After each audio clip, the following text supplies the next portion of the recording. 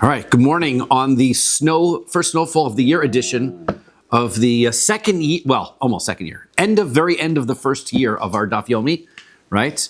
Preparing for the anniversary edition of Daf Yomi, big celebration Tuesday night. Will mark 1 year of our Daf Yomi learning. We're getting into it finally. We're finally getting into the groove. Okay, we are on Mem Testament Aleph, 49a, 5 lines down. So probably 49A1, Vaharei Tmura. We had asked a question, when we have a Kal V'chomer, do we ever have a circumstance? Well, we would say that if we know a law by the lenient case, can we not then presume that the strict case, that the source for the halacha for sure has the stricter halacha, right? So, for example, if we had the reason for the discussion was that we wanted to know that if we know by the Korban Chatos that north was a requirement, then for sure an Ola is definitely a requirement. North is definitely a requirement. Why? Because the whole reason that we know where a Chatos is supposed to be brought is from Ola, because it says that you're supposed to do a Chatos in the location of the Ola. But it says that twice by Chatos, or multiple times by Chatos, indicating that's required. It doesn't have it multiple times by Ola, but we know that if Chatos is required, then for sure the source of the halacha must be that it's required. And so then we ask, and we said, nah, that's not necessarily so. We had a different source. So we want to know, do we ever have a circumstance that Ravina says that we never have a tafel, the item that is the learned item, be more strict than the source, right? That's the question. And we had one case where we talked about Meiser, and we decided no, Meiser wasn't one of them. We're going to try again with Temura and Vaharei Temura. What about Temura? De'ilu kodshim lo chayli al balmum. When it comes to making an animal holy, we had said you cannot make an animal into a korban if it has a blemish. So if a person walks over to an animal and says, this animal, this 3-legged animal is perfect for my shlamim, so that animal is not hektish, right? Because it can't be. Well, Temura again? Temura is now the second thing of that is that v'ilu ihi chayla temura mikoach, so v'ilu ihi chayla temura. However, let's say we had an animal that was already a shlamim, and a person walked over to the shlamim and says, you know what? I think I got a better animal for this. This one's much bigger. Yeah, it only has 3 legs. I like for this animal that is a balmum to exchange. That's what a temura is. Yehuda is the exchange for the shlamim. This animal should be the exchange for the shlamim. So there, the animal becomes a temura. It becomes hektish. It becomes a balmum. You can't bring it as a korban, but it becomes hektish. So why should that work? Now, v'ilihi chayla. So temura, the answer is temura. The reason why it falls, it's not because temura, and you would see that the main animal can't become hektish when it has a mum, but the temura, which is just the derivative, can. So that means that the temura is more strict than the original. Not really, because temura mikoch kodshim ka'asi, or kodshim mikoch chulin ka'asi. It says because where's the source of the holiness? When you're dealing with an original animal, the holiness comes out of the blue, right? This animal was nothing, now it's holy. To go from nothing to holy, the animal had better be something. However, this is taking the holiness by temura. You're taking the holiness from this animal, the shlamim, and you're transferring it over to this animal, the blemished animal. Since you're taking holiness and transferring it over, that requires less. Therefore, it's not because the derivative is more severe than the original. It's just that the derivative has more power because it's already hektish. And that's why. It's a different story. Harei Pesach. What about a Korban Pesach? Dehu eino ta'an smicha unesachim utunas chazav v'shok. When it comes to a Korban Pesach, the rules are you don't have to do smicha on it. You don't lean on it. You don't have to bring any wine or oil with it. And you don't... For Korban, you have to do smicha. Depends on the korban, right? It depends on the korban. We said by korban shlamim you do, by a korban pesach you don't. So by a korban pesach you don't, and you also don't have to give a portion of the animal, the chest and the hind leg to the kohen, right? But vilu moser didei. But let's say my animal escaped, and I brought a different animal as a korban pesach, and then I find it later. We said it's brought as a shlamim. You have to change it to bring it. No, Pesach Sheni is when you're tameh, right? The animal, if you've already on the first Pesach, you've already been yotze your korban. You don't bring a korban Pesach Sheni. The animal you use for shlamim. Shlamim, exactly. The second animal is a shlamim. Right, so now the second animal being a shlamim comes with all of the rules of a shlamim. You have to do smich on it. You have to bring chaziv a shok. So now the derivative, the non-korban Pesach animal, is more severe than the original animal, which doesn't need all of those things. So therefore, so the answer is Pesach b'shar yemos hashana shlamim hu. So he says, well, that's not really an issue of the derivative being better than the original. It's just that this is always the standard rule by a korban Pesach. If you have an animal designated as korban Pesach and you decide to bring it on any day other than the 14th of Nisan, you bring it as a shlamim. That's just the rule by it. That's why, or else if you want, Amar Kro, the pasuk specifically tells us that ha'olah b'mekoma tehei, that the korban olah, the pasuk says by the chatas ha'olah b'makom ha'olah, that the only reason why that we're going to say all this time we were trying to prove that the source for the source for an olah needing to be in the north has nothing to do with the korban chatos. Forget it. Maybe you're right. Maybe it is weird that the chatos is required and the olah is not required. The answer is there is a pasuk by the chatos which says you're going to slaughter the chatos in the place of the olah, which is the olah location, which comes to double down and tell you the olah has a special location. And therefore, it's really the second time that the Torah is telling you that the olah has a special location, and therefore it needs to be in the north. Where's the first time the Torah tells us what the... where the pasuk says, Al Yerach HaMishkan Tzafon, right? There it says that by the korban olah, it says that it has to be done by the side of the Mishkan, side of the Mishkan, Yerach HaMizbeach, the side of the Mizbeach on the north side. So it literally specifies by the korban olah in the first parak of Vayikra. Okay, now... we've gone through olah. We understand it has to be done in the north. We understand all the rules of that. We've gone through our chatos. Now asham. Let's go to the korban asham. Asham minolan deboy tzafon. How do I know that my korban asham has to be brought in the north side, as all kodshim do? Dichsev, because the pasuk says, "B'makom asher yishchatu es ha'olah, yishchatu es ha'asham." The place that you bring the olah, you should slaughter the asham. Great. So ashkechon shchita. So now I know that shchita has to be brought in the north. Kabal minolan. How do I know that you have to catch the blood in the north? Because it says ves damo yizrok. Right? You shall throw its blood. So therefore, that pasuk is this is the rule of the asham.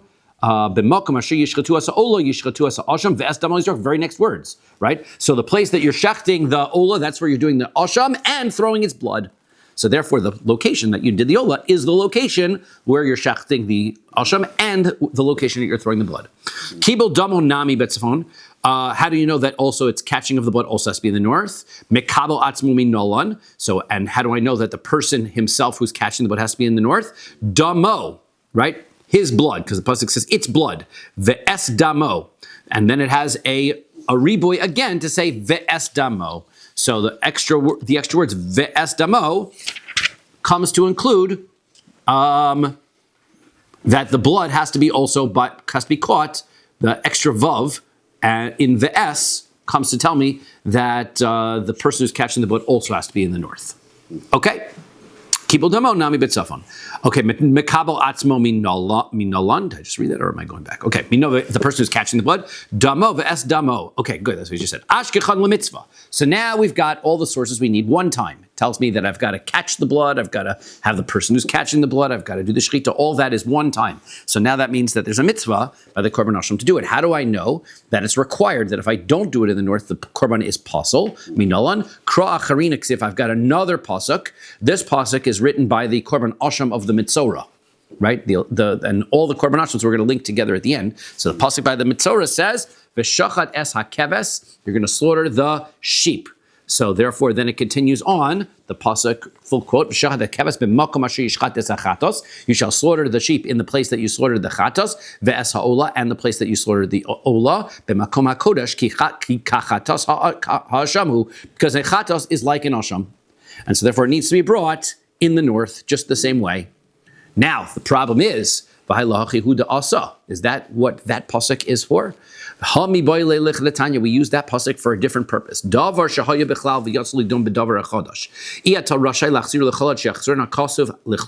This sounds familiar. We read it in the morning by Rabbi Yishmael Omer, right? These are the rules. Rule is... For the first Kaddish. Before the first Kaddish. Rule is that if you had a generality, The rule was set by this.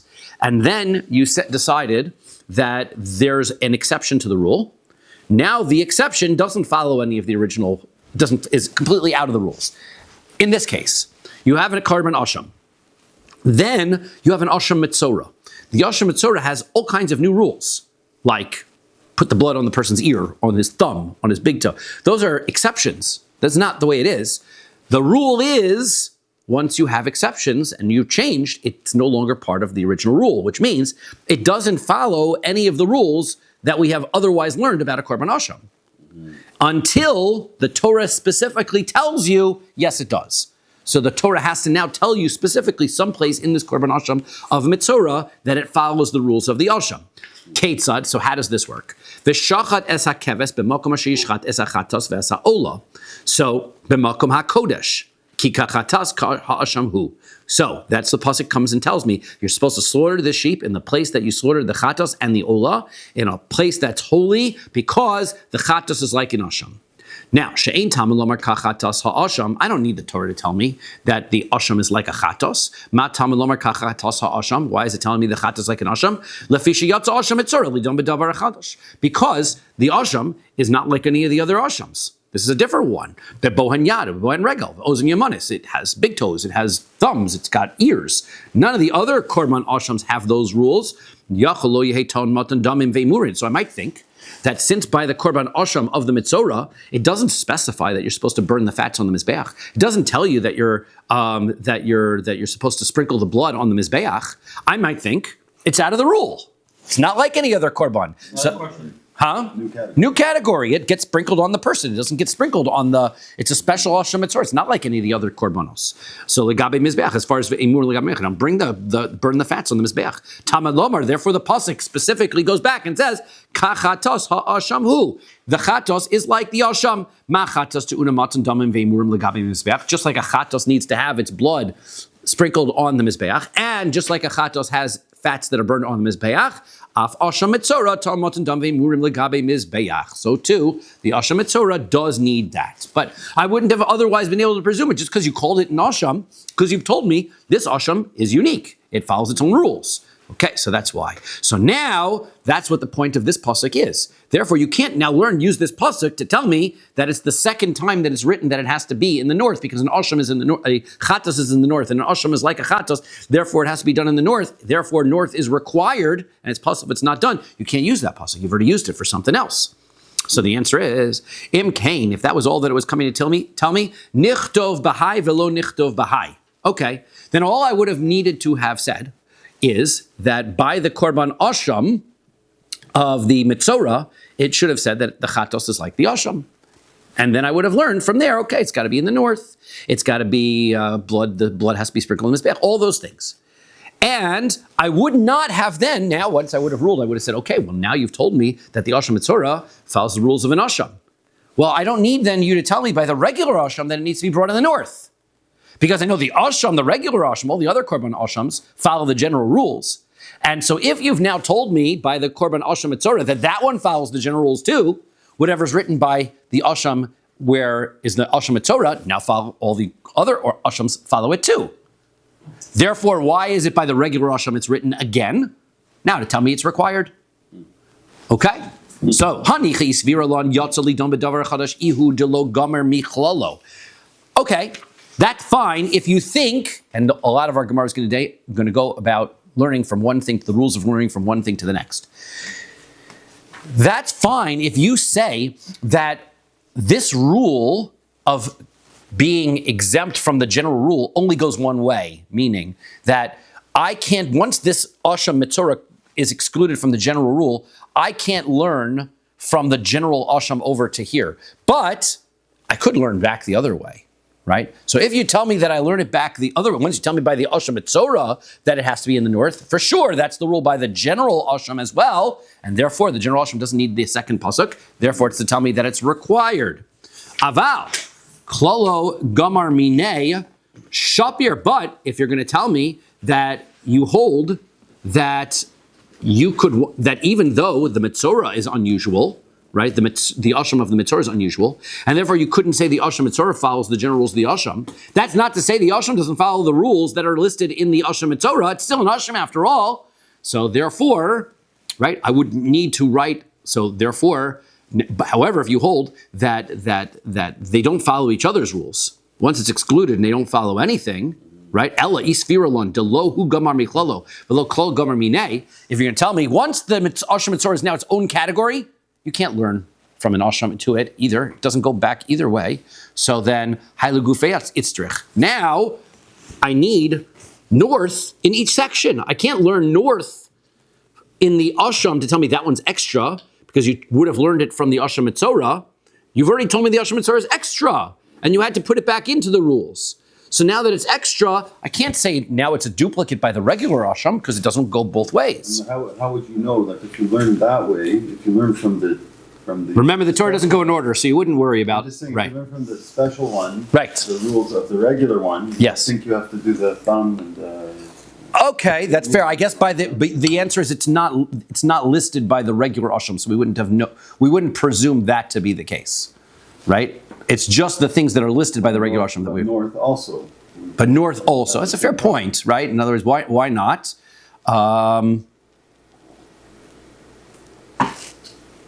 Yep.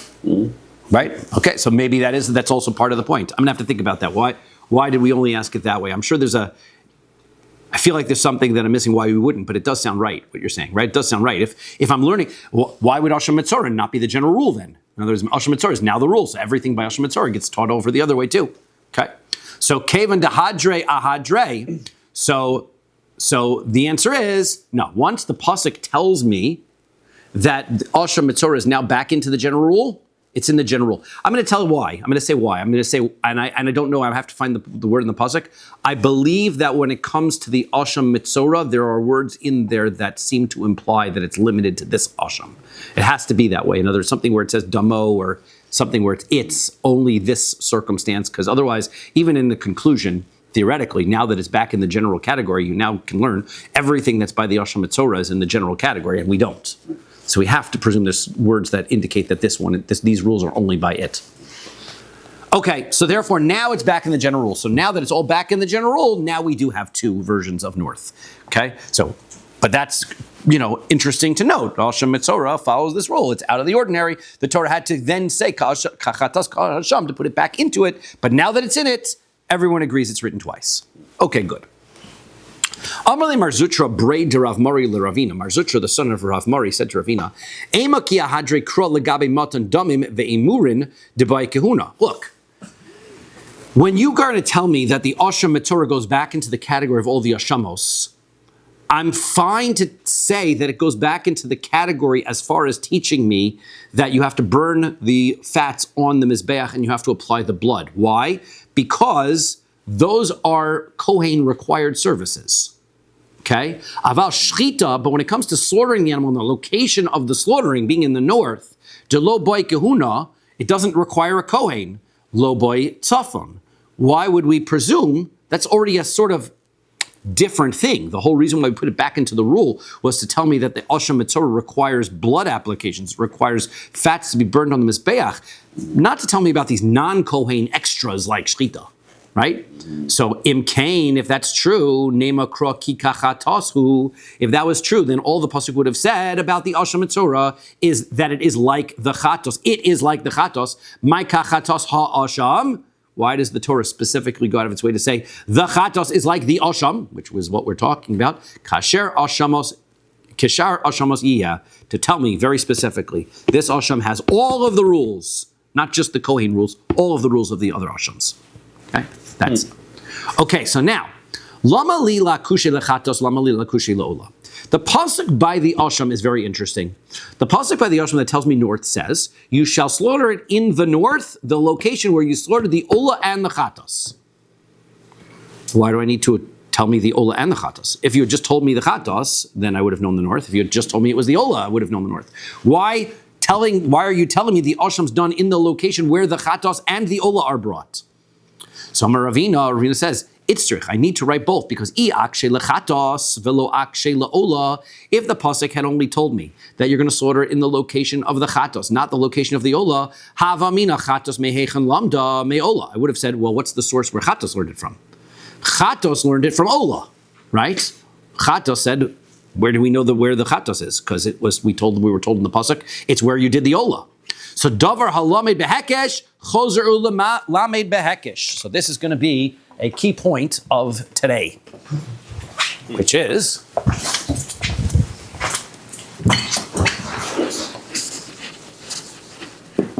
we have a source A. I'm going to go this way, even though it's not. I'm going to teach it to source B, and then B is going to teach me about C. Ola is my source, and then I have a hekesh because it's written. What's a hekesh? A hekesh is when two different subjects are written in the same pasuk together. In this case, the chatos is done in the same place as the ola. Why are you putting chatos and ola together? To teach me they are the same place.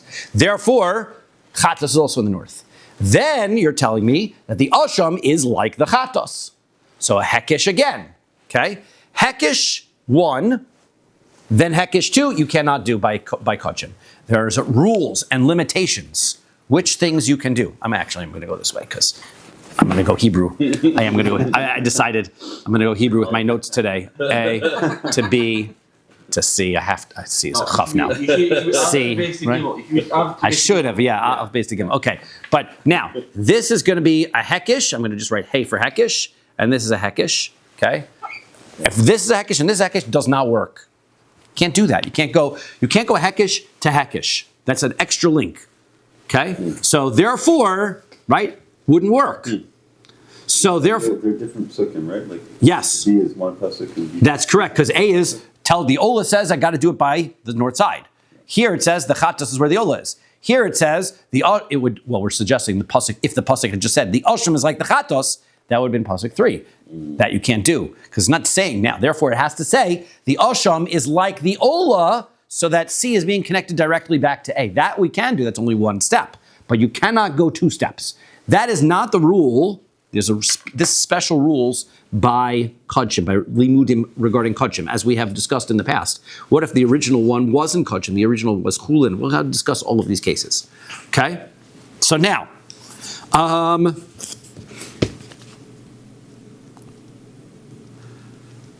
so then, chatos mehechan lamda meola, davar lam behekesh, chozim lam behekesh. I would have thought that means that you're able to teach this double hekesh to hekesh. So you can't do that. So therefore, it has to say ola. So marzutra braid Rav Mari le Ravina. So marzutra the son of Rav Mari said Ravina v'nikshei la ola v'lo nikshei chatos. Great. So why don't we just connect it back to ola? You don't have to write chatos in the pasuk. It's unnecessary. So havamina, because I would have thought to say davar lam behekesh, chozim lam behekesh. I would have thought that in general you could use hekesh to hekesh. And so, if that's the case, why didn't the pasuk connect you to chatos? Why did it connect it back to ola? The answer is nichale the mekish leila iker, v'lo nikish leila tafel, because it makes more sense. The source of north is ola, so the Torah is just saying it simply, right? Also to the ashram where the ola was. But there's nothing wrong if the pasuk would have said to chatos. That wouldn't be wrong. So lahachi akshi lechatos v'akshi leola. That's why the Torah goes out of its way to connect it to both an ola and a chatos to tell me. I'm not doing this, the Torah is saying, I'm not doing this for simple, to connect to ola. I'm telling you I'm connecting it to ola because I have to. Because if I only connect it to chatos, it would not work. This is the source to tell me the rule. That if something is a hekesh over to one, I cannot then learn it over to a hekesh to the next. Does not work. Okay, Rava Amar Mehacha. Rava says, I've got a different source for how you can't learn from hekesh 1 to hekesh 2. Okay, his source is the pasuk says, "Kasher yuram mishor zevach hashlomim." Okay, so and we're going to try to remember the names of the people here a little bit because we're going to need to recall them. So that first one was Ravina. Ravina says that you can't learn hekesh to hekesh, and he learns it because of it says chatos and ola together by the asham. Okay, Rava learns the same thing, but Rava learns it from this pasuk, "Kasher yuram mishor zevach hashlomim." Right, so it says that you're supposed to burn the fats of the chatos, of the internal chatos. I'm sorry, by the par Mashiach, by par koin Mashiach, it is an internal chatos, but it's a bull of the koin Mashiach. You're supposed to bring it up like the korban shlomim. So lemai hilchasa. What is the point of writing that it's supposed to be brought up? That you're supposed to be brought up like that's supposed to be brought up like the shlamim. So if you're going to tell me, the point is to tell me that there's these fats that are on the liver, and there's also the two kidneys, and they're supposed to be burned on the mizbeach. Begufeksiv. That you don't have to tell me, because right there in that pasuk, Perek Yud Daled pasuk, between pasuk Ches and pasuk Yud, it says, "V'shtei haklayos." I think it's pasuk Tes. "V'shtei haklayos v'sachilav asher alehen v'asher al haksolim v'sayoseres al kaved v'skozik sirena." It says right there, you're supposed to burn all those fats. So what are you telling me extra by telling me it has to be brought up like a shlamim? So the answer is Mishum Digmari Agmuri Yoserasa Kavedu Shtei Klayos Mipar Helam Davar Shel Tzibur L'Seiri Avodas Kochavim. So here, because what we're going to need to do is we're going to then need to be able to learn the same thing, these fats and these two kidneys, from the Par Ha'elam Davar, which is the part that the Beis Din makes a mistake over, and that's going to tell us about the goat of Avodah Zarah, which does not specify the kidneys and these extra fats. So begufei lo ksiv, right? It doesn't say that by there. Umi parkoi Mashiach hu de gamar. So therefore, what's going to happen is the parkoi Mashiach already tells us that these fats have to be burned on the mizbeach. Therefore, this phrase is extra. So we have an eno inyan that we're going to apply. Therefore, we're going to apply this pasuk that says that you have to bring it like a shlamim over to the next similar case, which is the bull of the Beis Din. Now, once the bull of the Beis Din is, now it's as though it's written in that section, now I can learn a hekesh over from the bull of Par Helam Davar over to the avoda, to the seir of avodas kochavim, to tell me that I also have to burn the kidneys and the fats on the liver by the goat of avodah zarah. So lahachi itzrich kasher yuram. So if that's a reason why it says kasher yuram. Dinahavi command kasev begufei, so that it would be as though it was written in the pasuk itself. Velo nihavi davar mehekesh chozer man behekesh, because we have a hekesh between the par of the Kohen Mashiach to the Par Helam Davar, and we have a hekesh from Par Helam Davar over to the goat of Avodah Zarah. However, I can't learn hekesh to hekesh. Therefore, I need this extra pasuk kasher yuram to tell me that this applies directly to the Par Helam Davar, so that I can learn in one step hekesh from Par Helam Davar, where we have this rule of the kidneys and those fats being burned, over to the goat. Without that pasuk, the only way for me to have learned it would have been that by the Par Helam Davar back to the Par Mashiach. But I don't want to learn it from Par Mashiach over to Par Helam Davar over to Seir Avos Kavim, because that would be a hekesh to a hekesh, and that I cannot do. Okay. Amar le Rav Papa le Rava. So Rav Papa says to Rava, "V'lichtevei begufei velo nakish." So he says, "Well, why is it? Why don't you just write that pasuk in by right? You don't need a hekesh at all, right? Ikase begufei velo ikish." So the answer is the Torah wrote it this unusual way in order to teach me that rule. That's the rule, right? Because hava mina davar behekesh chozron behekesh. So if you would have told me, right, that something that I could, maybe I would have thought I could learn hekesh to hekesh. V'chitema nikshe akushe nichale de kasve begufei. And if you're going to tell me, then don't write it by the seer, the goat at all, I would have thought, yeah, but the pasuk likes to be clear, and it would have written it by the goat. I would have learned nothing from it. I would have thought nothing of it. The goat would tell me I have to burn these fats too, and that would have been fine. And if I had left it out, I would have learned it from hekesh to hekesh. Mida'akish le'akushe lahachi kasvei. So he says, now that the pasuk goes out of its way to tell me that it's written by the Par Helam Davar, it is specifically doing that to tell me the rule that you cannot learn two hekesh. You have to only learn one hekesh. You can't learn two of them. To tell me very clearly, once something is learned by hekesh, I cannot relearn it back in hekesh number 2. Okay, now here's the introduction, and then we'll see how we cruise if we understand the idea here. Okay, we have 4 different types of limudim. We have a hekesh. We have to make sure that we know what they are. Hekesh. We have a gzera shava. We've got a Kal V'chomer. We have a Binyan Av. Okay, what are these for? How do they work? A hekesh is when two topics are written in the same pasuk together. We say they have the same rules. Gzera Shava is when two different sections are far apart from each other, but they have the same identical word in both sections. I can connect the two of them together. Kal V'chomer is when I have a rule by a lenient case. For sure, I can presume that's the rule by the stricter case. Okay, that's how Kal V'chomer is. Binyan Av says when the Torah tells me a general rule, I apply that rule to all similar circumstances. That's how these things work. Now, we have just introduced hekesh has a severe limitation. I cannot do hekesh in two steps. I cannot take hekesh from A to B and B to C. Now we want to know, what if you start with the first ruling as a hekesh? Can the second one be a gzera shava? What if the first ruling is a hekesh? Can the second one be a kal v'chomer? Can you go from a hekesh to a binyan av? Then the Gemara is going to say, what if your first one is a gzera shava? Can your second one be a hekesh? What if your first one's a gzera shava? Can your second one be a kal v'chomer? What if your first one's a gzera shava? Can the next one be a binyan av? Then the Gemara is going to say, what if your first one's a kal v'chomer? What about the next one being a hekesh? You see what's going to happen? We're going to go through all 16 potential ones, and we're going to try to resolve, right? So that's what's going to happen over the next couple of pages. Like being at an airport and trying to connect the flight. That's exactly right. That's right. So you just have we have to know where we're headed, right? So can I go from A to B? So that's going to be the question. A to B in the first series is going to be A to B as a hekesh. What about this one, right? This is going to be hekesh. What about this one? Okay? So the Gemara wants to know. Davar halomei behekesh ino kozer malai behekesh. We just said a teaching from a hekesh cannot go back and be learned in a hekesh. And now, for the sake of shorthand and not going through the whole Gemaras all over again, imi de Rava, imi de Ravina. We just learned it. It was either Rava's example or Ravina's example. No need to explain. We had that. Okay? Davar halomei behekesh mal shilomei gzera shava. Can the first one be a hekesh and the second one now be a gzera shava? Can that work? So Tashma. So let's try to prove and see if we find it anywhere else that we do such a thing.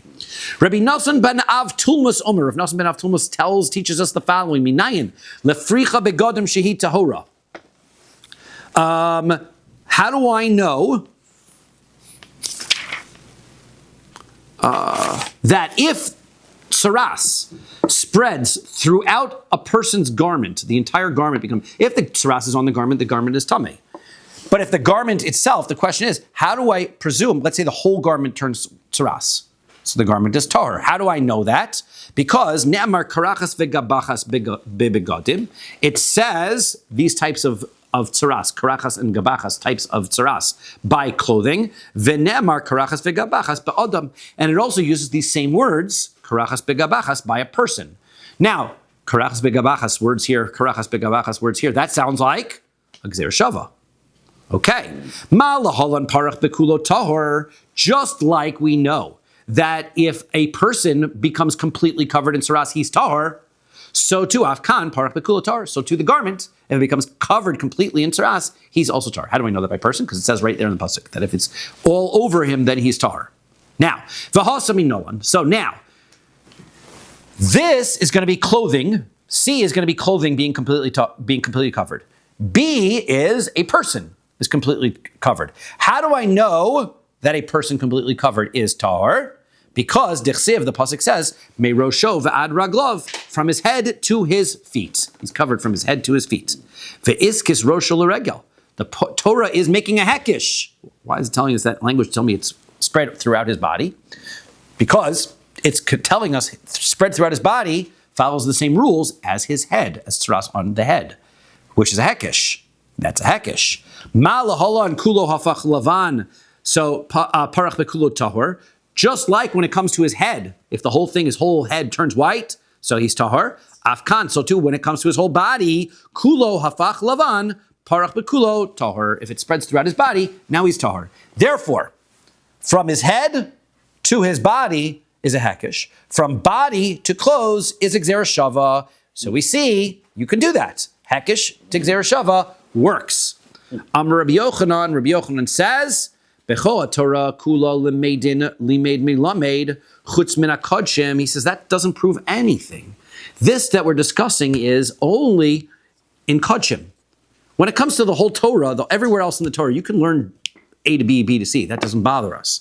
When it comes to kodshim, that's our special rule. Halakha l'Moshe Misin, I suppose. That's a rule. We can't do it that way. Shein domnin limed mi limed. You can't lomed limed. You can't go from A to B to C. To imkain, because if not, lo yomar tzefona ba'asham v'tesi b'gzer shava de kodshim mechatos. So he says, because if not, I wouldn't need to say tzafon by a korban asham, and I learn it directly in a gzera shava to kodshim from chatos, because it says by the chatos kodesh kodashim he, and then I would learn also by an asham it says kodesh kodashim he, and by a chatos it says kodesh kodashim he. I would have a gzera shava there, and where do I know that a chatos needs north? From the hekish to ola. So therefore, why did we just say that we needed a special limud to make an asham like an ola and a chatos? I wouldn't need that because I would have a gzera shava. I'd have a gzera shava kodshim back to chatos, and then I would have a hekish. So clearly Rabbi Yochanan says, you're right when it comes to mitzvah because that has nothing to do with kodshim. But when it comes to kodshim, we can't do it, and he proves that you can't do it from the fact that we don't use that hekish to gzera shava in order to teach me that asham needs to be in the north. Okay, well, maybe that's because the gzera shava is no good. Maybe that's because v'dilma mishum de'ikal meifrach, you can ask about the gzera shava. Ma lechatos shekim mechaperes al chayve krisos. He says a chatos is a very strict. That's because you can't learn from asham to chatos because a chatos is a very strict korban. It atones for serious averos. So the kodshim yisirik siva, the answer is that's not true. That's not how the rules of gzera shava work. The rule of gzera shava is that if you have the words extra, they're unnecessary on either side, you can't ask questions about the differences between the two. Therefore, that gzera shava from asham to chatos is perfectly fine. There's nothing wrong with that gzera shava. The only reason you don't do it is because you can't learn hekish and then gzera shava. So Rabbi Yochanan proves that we cannot. So hekish to hekish, hekish to hekish. No, right? Can you do hekish? Well, let's not hekish one. 1 and 2, that we cannot do. 1 hekish, 2 gzera shava. No, can't do that one either, right? Now, what if 1 is hekish and 2 is kal v'chomer? Are these general rules or are they rules only by kodshim? Hekish, gzera shava, kal v'chomer, binyanav, Like everywhere. Now, hekish to hekish, we can do. By non-kodshim, we can do with them, right? This, that we cannot do them, this is a kodshim rule. So this is a very important sugya for all of kodshim.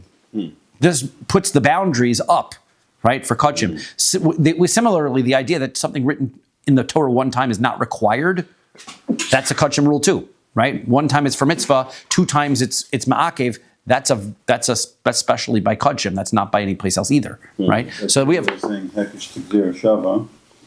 That's general rule, or no, because generally we learned that you could teach us that when it comes to tsaras, all of the garment, right, it's tahor from hekish to gzera shava, right? Rabbi Yochanan just says can't do it here.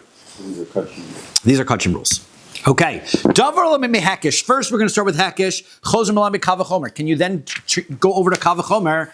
The answer is midatana debei Rabbi Yishmael. That one we learned 10 pages ago, right? Because we learned famously that the blood of the goat of Yom Kippur, we learned a kal v'chomer because it was a stricter korban than the blood of the seir of avodah zarah, right? So.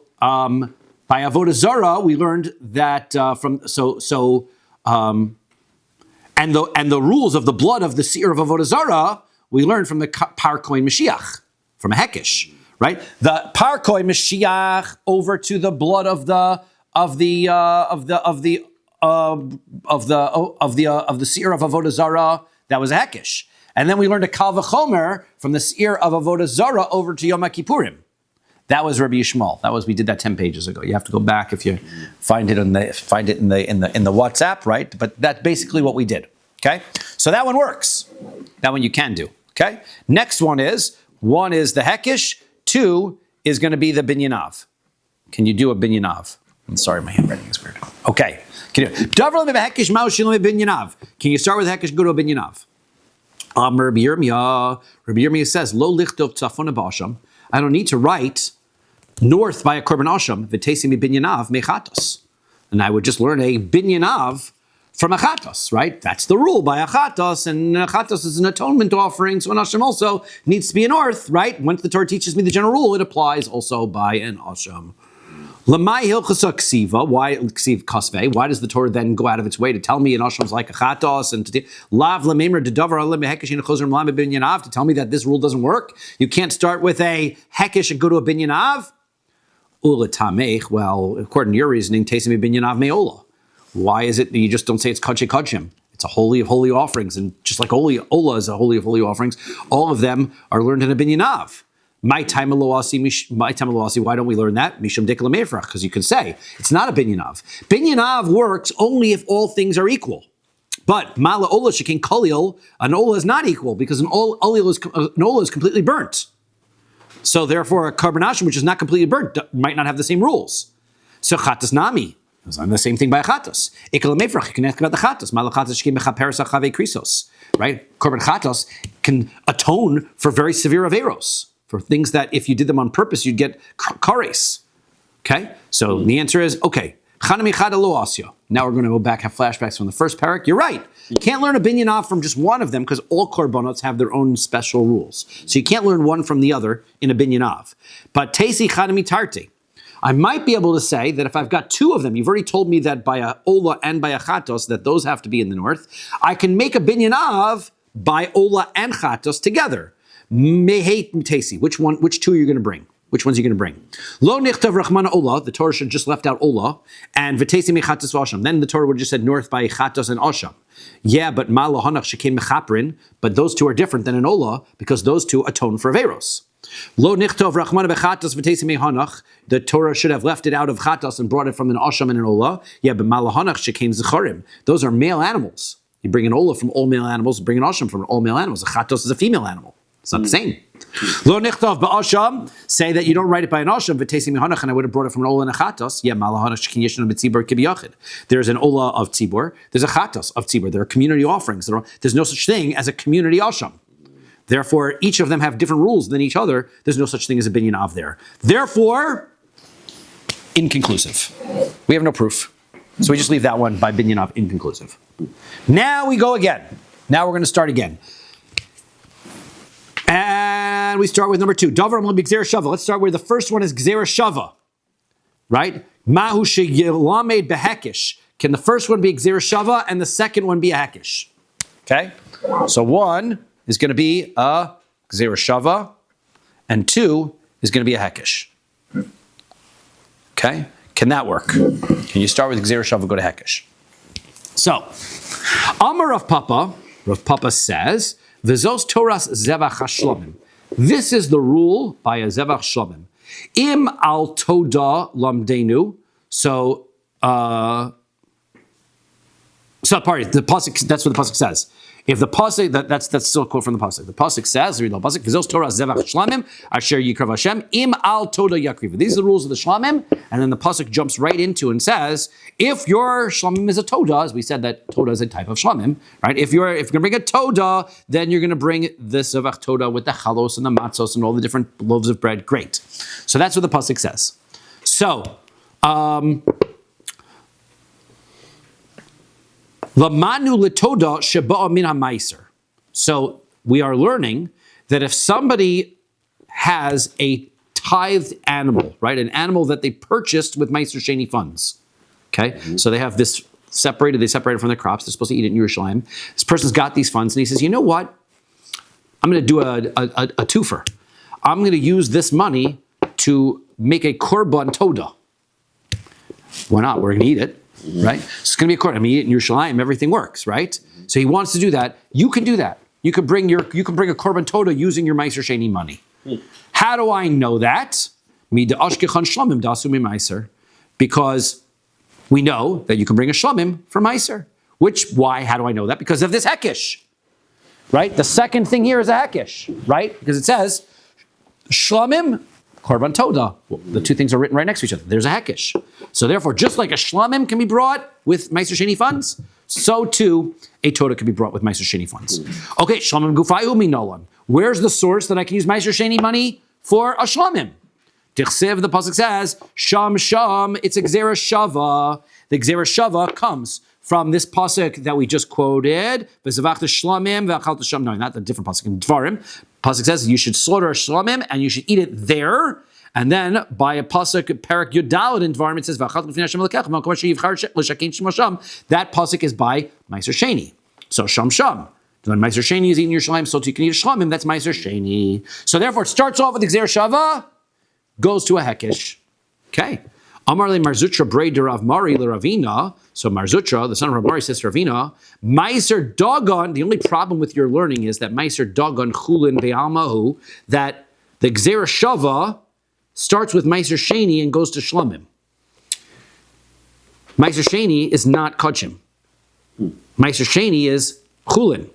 And as we were very clear to say, these are rules that apply to Kachim, not rules that apply to Chulin.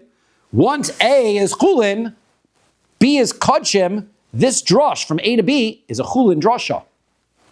Right? We have to decide. The only problem with these two is if this is a Kachim drosha and this is a Kachim drosha. We're going to say that since A is Chulin and B is Kachim, A to B is really a Chulin drosha. So Amar Le, so he answers back to him, Amra li made kodesh u'melamed kodesh. He says, no, I don't agree. He says, if the item that's being taught, that is the item being taught about is kodesh, then this becomes kodesh. This teaching is a kodesh. Therefore, it is a good source, and therefore this gzera shava sham is considered a teaching of kachim. Once that's then now that's teaching of kachim, then the rule in the teaching that tells me that a korban toda can be brought from Meiser Sheni is taught because it's a gzera shava and then a hekish. And so therefore, Gzera Shavat Hekish works. Very nice. Okay, what about the next one? Amar, okay. Mahu, Davar Halame B'Gzera Shava, Mali Shilame B'Gzera Shava. Can I start with, number one is Gzera Shava, and number two is Gzera Shava? Can I do that? Okay, go Gzera Shava. Okay, so now we're going to get a little bit more technical. But it's okay because we've written it all down. So if you're not worried, don't worry about it. I'm a technical person. I can get it. Good. So, Amar Rami Bar Chama says, Tanya, we learned in a brisa, Solas Murkeves, right? This is by the this Zevach, Shlamim, this Toda. So one of the types of the breads that you have to bring is this merkeves, right? It's befried. Lamanu l'ravucha shabas solas. So that tells us that this type of bread has to be brought with solas, Okay, because the pasuk says, right? It says urikike matzos mushuchim b'shemen v'solas murkavos. Okay, it has to be brought with solas. Chalos. Now the challah breads, which are baked there. So minayin, how do I know those also have to be brought with soles? Because chalos. We have a gzera shava. That gzera shava tells me by the word chalos here, v'sos merkavas chalos, and then it says the word chalos by chalos matzos. So those two words, which says one says chalos matzos, the other says soles murkeves chalos, tells me that gzera shava, that just like the revucha needs to be soles, so too chalos also have to be brought with soles. That's gzera shava. Rikikin minayin. Now, how do I know the rikikin breads also have to be brought with soles? Grab me one of the blue chumashim, if you could. I will answer that question. I knew someone was going to ask that question. I wish I had a blue chumash, but now that you asked, grab blue chumash. So, Rekikim minayin tamalomar matzos matzos. I'm going to have a gzera shava from the word matzos. Right here it says also that they have to be soulless, and it says also the word matzos. That's one of the old. Is this not? That's one of the older ones. Yeah, need a newer I one. need a new one. Need one of the newer ones. Yeah. Sorry, should specify. Give me 2 hours. Okay, so there's another gzera shava. Okay. Amar li Ravino. So Ravina says, "Mimai de matzos matzos mechalmos." So he says, what happens is that what you have here is that matzos is learning from. This is a newer one. Yeah. Oh, okay, good.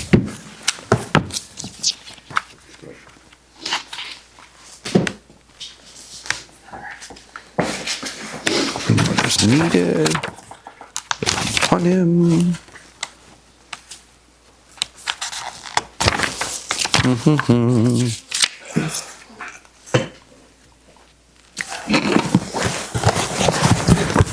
Here's our picture. These are the chalos wafers. These are the rikikin loaves, right? These are the scalded revuchos loaves, and these are the leavened loaves. Okay, these are actually chametz, right? And they're all made in different ways. Pan fried, scalded, they're poured in boiling water, and they're doubly fried. They don't go through the recipes here, but the psukim definitely do. But this is your picture. You can see all the different loaves of all the different types, of all the ones that are being brought. Now, the point here is that matzos, what we're saying here is that since it says by rikikin, that they're matzos, and then it also says by chalos, those are chalos matzos. So we're saying that just like chalos come from soles, so to the rikikin come from soles. And how do we know the chalos came from soles? We learned a gzera shava from there over to something else. So therefore, gzera shava and another gzera shava. That's what's happening here. So therefore, you see, gzera shava to gzera shava is effective.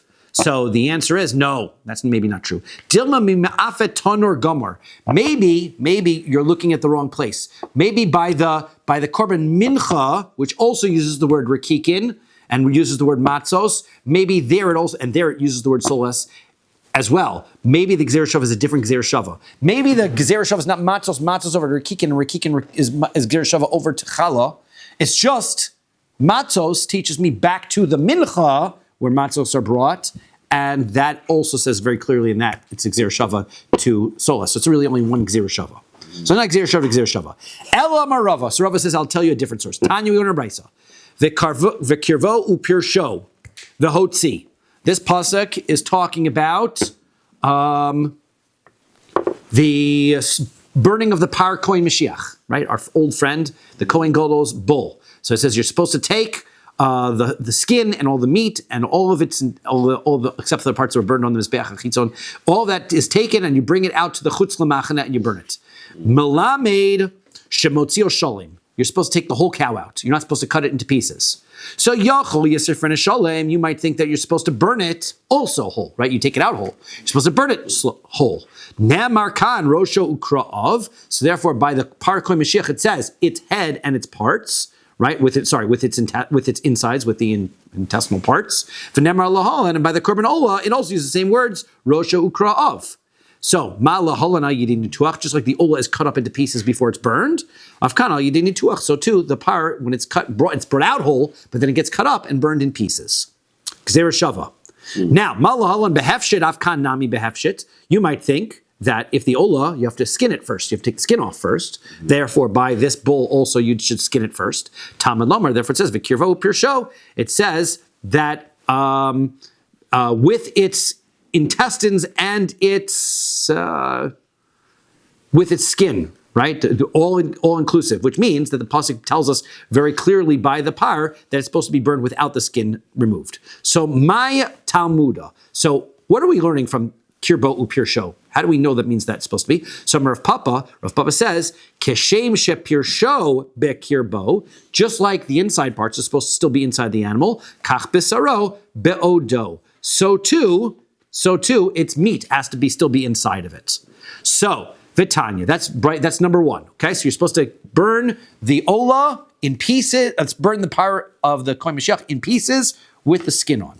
V'tanya, we learn another brisa. Rabbi says, Nemar kan or ubasar uperesh unemar laholon or ubasar v'peresh. It says by the par Kohen Mashiach or basar v'peresh, and it says also by the seer of Yom Kippur, the goat of Yom Kippur. It says the same words. Just like the bull of the par Kohen Mashiach has to be cut up, shelo behefshit, and not skinned, right? While it's still in the skin, so too, the seir of Yom Kippur also has to be cut up and not skinned. Therefore, Gzera Shava 1 to Gzera Shava 2, that one works. And we will stop here. Halfway through, or almost halfway through of all of these. Perfect. Oh, you did? Davar Halamed. Zera Shava. Right? Yeah, next one we're going to do is Gzera Shava to Kal V'chomer. Tomorrow. Right?